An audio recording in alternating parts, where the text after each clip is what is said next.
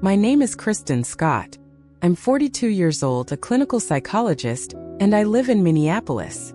Throughout my career, I've dedicated myself to helping people overcome their traumas and achieve emotional healing. However, no education or professional experience could have prepared me for what happened on July 15, 2024. That was the day I miraculously died, but it was also the day Jesus revealed to me what awaits the world. Before I share my experience, I would love to know where you're listening from.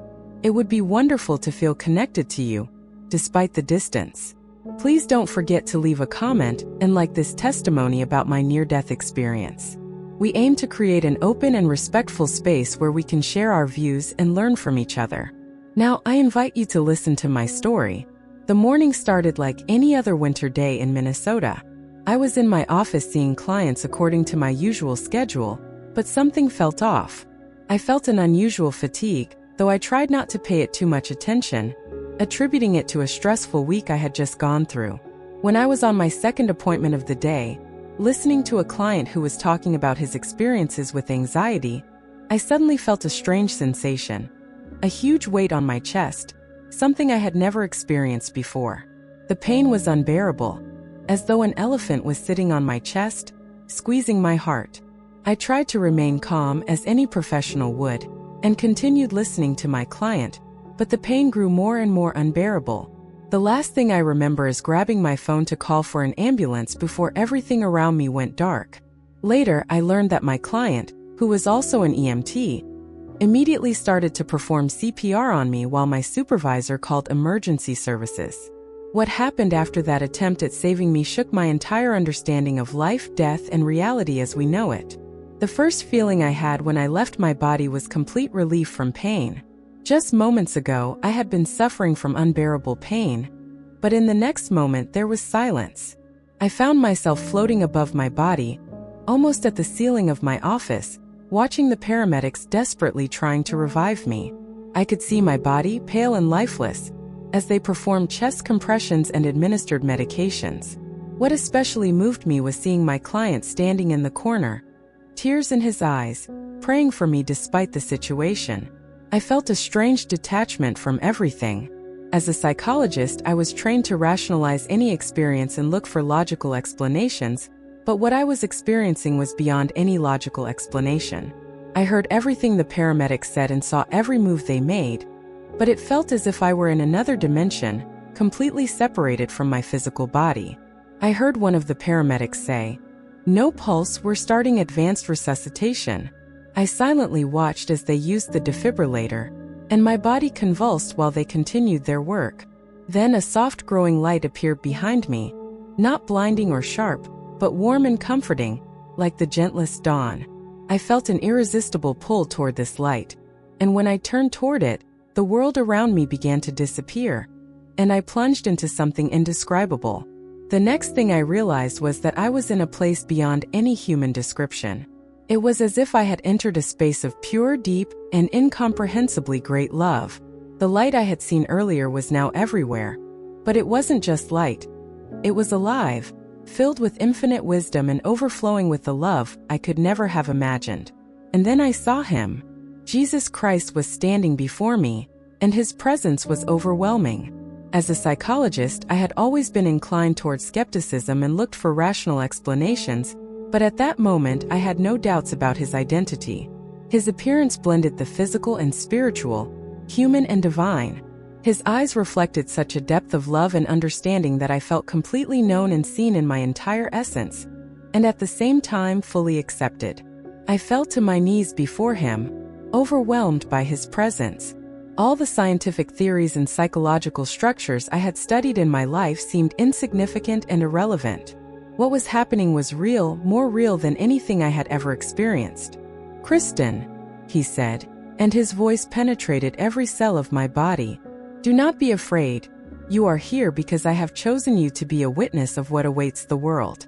The world is entering its final chapter before my return, and my people must be ready." I couldn't hold back the tears that were flowing down my face as I knelt before him. I had always considered myself a Christian, but my faith was more theoretical and intellectual than truly alive. Now, in the presence of Christ, all my doubts vanished. What he said next deeply moved me. You are worthy through my blood. Rise now and be attentive. What I will show you must be shared with others.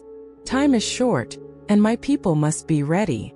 When I stood up, the space around us began to change. Jesus took my hand, and I felt an unusual power pouring into me. I will show you 6 events that will occur by 2030, he said. These events will shake the earth to its very foundations, but they will also pave the way for my return. Watch and remember, for you must be my witness of these events. The air around us was filled with palpable tension, and I knew I would soon witness something beyond human imagination. As a mental health professional, I had always helped patients interpret their experiences through psychology, but what Jesus was about to show me was far more monumental than anything I had ever known, and would reveal a reality far greater than any psychological or scientific concept I had studied.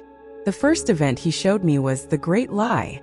The atmosphere, which had previously been calm, filled with a thick spiritual darkness. I saw an illusion, gentle but powerful, that began spreading across the earth. As a psychologist, I had studied group dynamics and the psychology of the masses, but what I was experiencing was beyond anything I had ever known as a social or psychological phenomenon. Watch carefully, said Jesus, his voice filled with bitterness. This lie will be so convincing that even many who call me will be deceived. I saw religious leaders revered by many, embracing teachings that distorted the sacred scriptures. These were not obvious heresies, but clever distortions meant to make Christianity more acceptable to a world that rejects absolute truth. I saw megachurches thriving in prosperity, while the true gospel of salvation through Christ alone was quietly pushed aside. The lie Jesus showed me wasn't limited to Christianity. I saw the rise of a global spiritual movement that claimed to unite all religions under one ideal. This movement preached universal love and acceptance, offering a message that seemed beautiful and inviting, but behind its alluring shell was a deadly poison: the rejection of Jesus as the way to salvation. New Age philosophies began mixing with Christian teachings, creating a new hybrid and refined spirituality that answered people's longing for transcendental experiences, but without the requirement to submit to God's absolute truth. This is how it all begins, explained Jesus. Not with blatant lies, but with subtle distortions. Many will choose what seems right instead of what is the truth. They will eagerly accept teachings that align with their emotions and desires while destroying their souls. I saw how crucial technology played a role in spreading this lie. Social media platforms amplified false ideas and spread distorted teachings that seemed harmless or even positive. At the same time, artificial intelligence systems began creating convincing but hollow spiritual experiences that distracted people from true faith. Even in the realm of psychology, I saw how some therapeutic techniques were distorted, and human wisdom was placed above biblical truth. But when it seemed that darkness would engulf everything, I experienced the second event, the Great Awakening. An extraordinary outpouring of God's Spirit began to occur in unexpected places. In prisons, hospitals, schools, and even office buildings. People who had never shown interest in God suddenly began to feel His presence in undeniable ways. I saw a manager from Silicon Valley, in his futuristic office surrounded by screens and complex AI algorithms, suddenly fall to his knees, overwhelmed by the presence of God. Through tears, he realized that none of the technologies he had created could replace human spirituality, let alone the true encounter with Jesus Christ. In a prestigious university auditorium, I saw an atheist professor interrupt her lecture, her hands trembling as God's presence filled the room.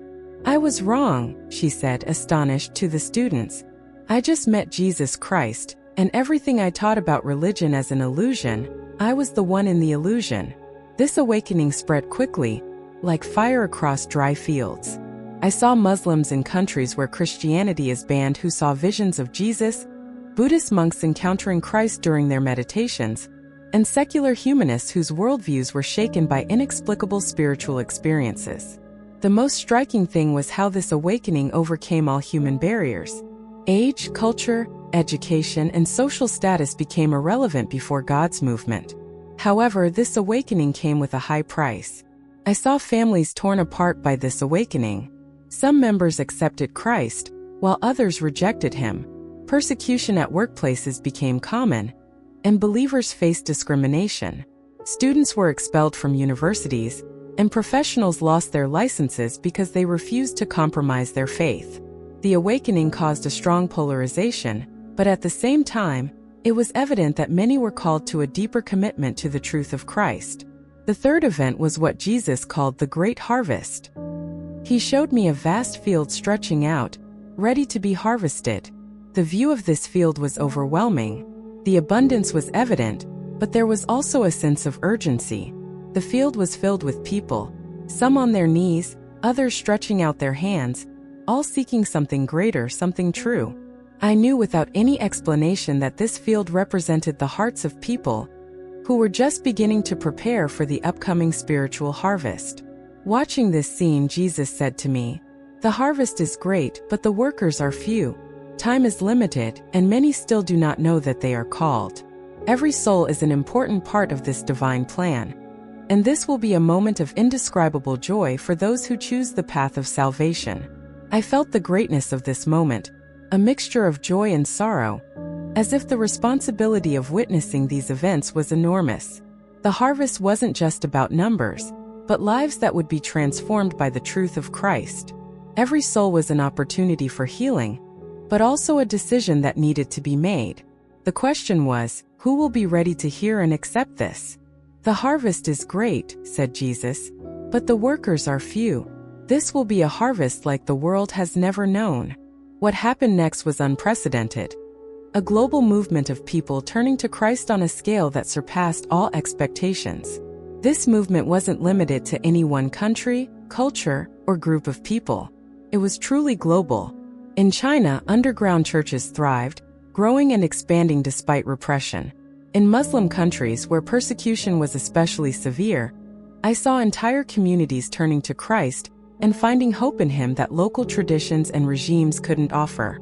In the West, where materialistic worldviews dominate, people began to feel a deep desire to find genuine, true spirituality, something that worldly systems couldn't provide. However, what struck me most was the fundamental role that ordinary people played in this spiritual awakening. I saw housewives leading whole neighborhoods to Christ, teenagers becoming instruments of God to bring revival in schools, and businessmen turning their workplaces into missionary fields. The gospel spread not through large organizations or meticulously planned campaigns, but through countless Christians who boldly and simply shared their faith with supernatural courage. However, with this extraordinary harvest came intense opposition. I saw governments passing laws against evangelism, and believers facing increasingly harsh persecution. But what seemed like an attempt to silence the church only strengthened it. Persecution didn't weaken their faith. On the contrary, it fueled it. The stronger the opposition, the more people turned to Christ. The church became more resilient, courageous, and united. The fourth event that Jesus showed me was a great shock. The scene before me radically changed as I witnessed the collapse of social foundations. As a psychologist who had helped many people cope with personal crises, I thought I understood the consequences of trauma. But what I saw surpassed anything I could imagine. "This shock will reveal what people truly rely on," Jesus said. Everything that seemed stable one day collapsed the next. Financial institutions that once seemed unshakable fell like house of cards. Political systems also crumbled into chaos, as governments could no longer cope with the ever-growing crises.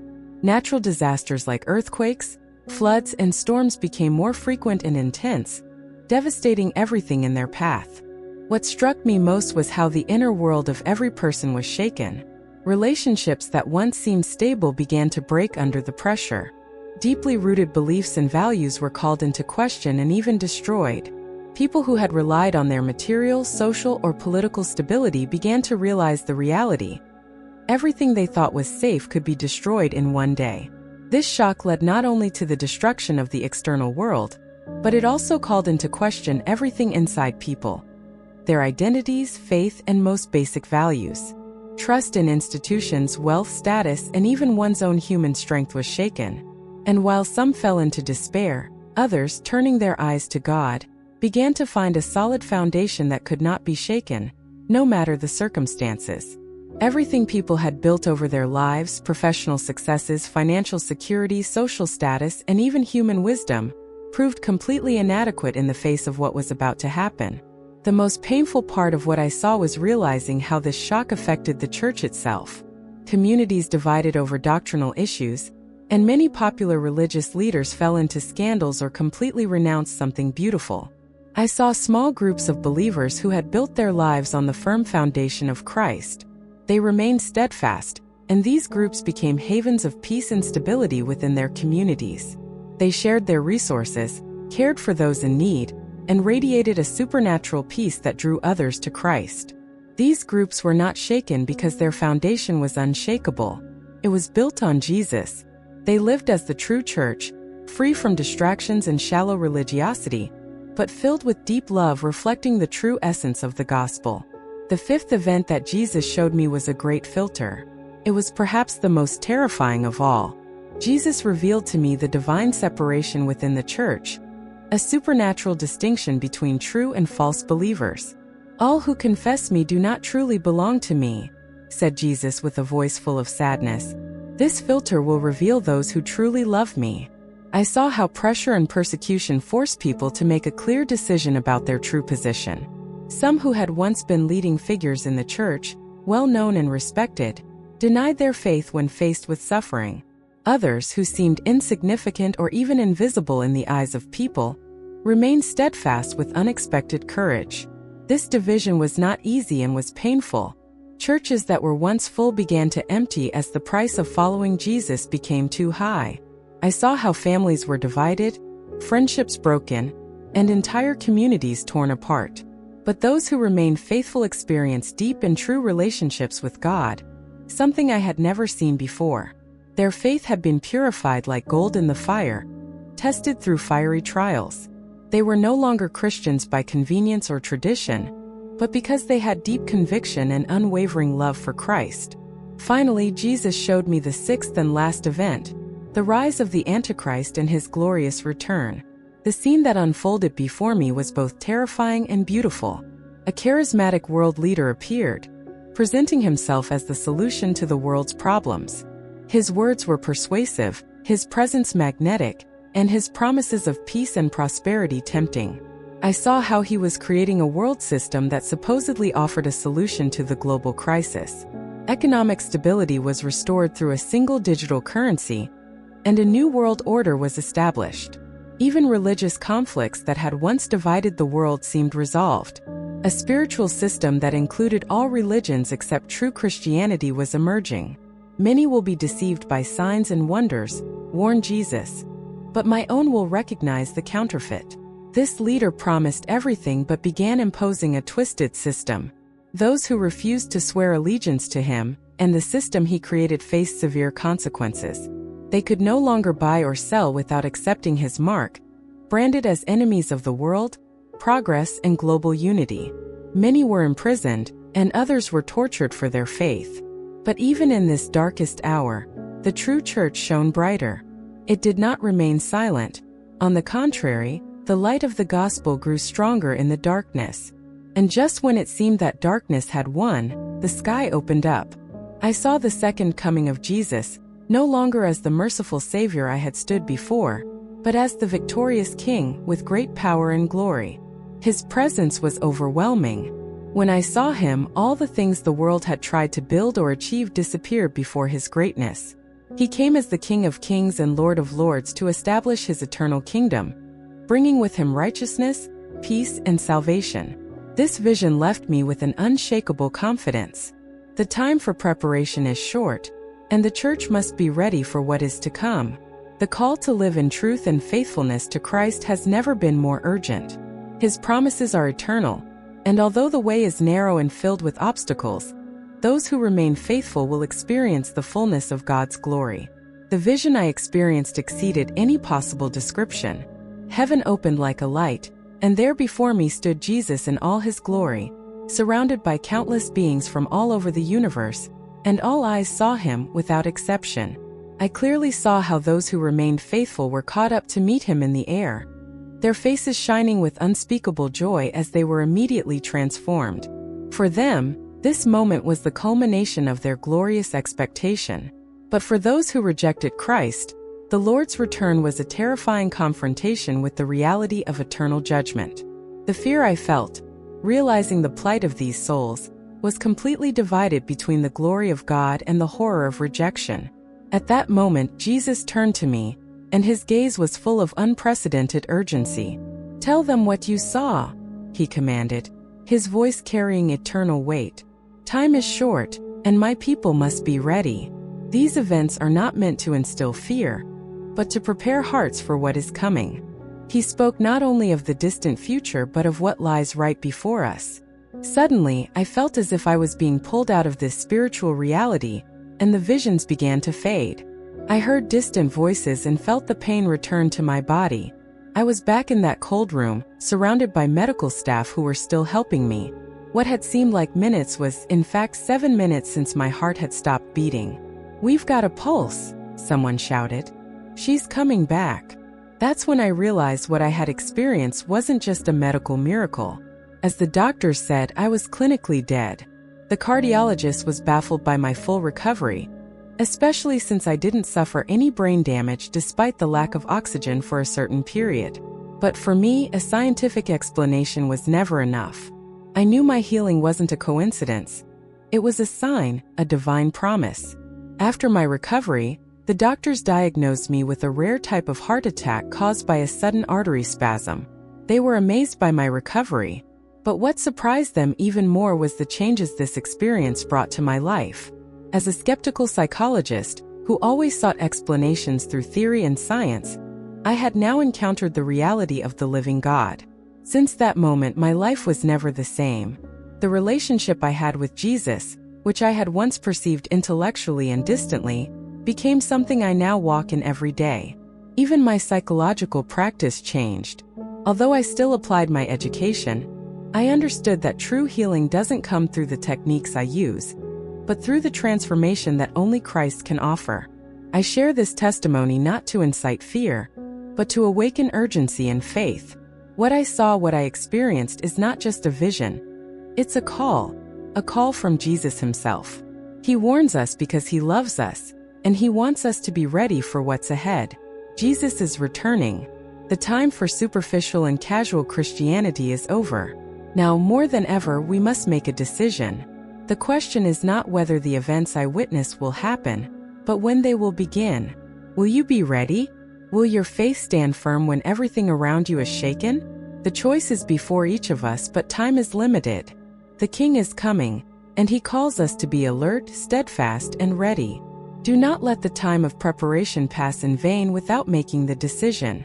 The world is preparing for the coming of the King, and the question is simple: are you ready to receive him?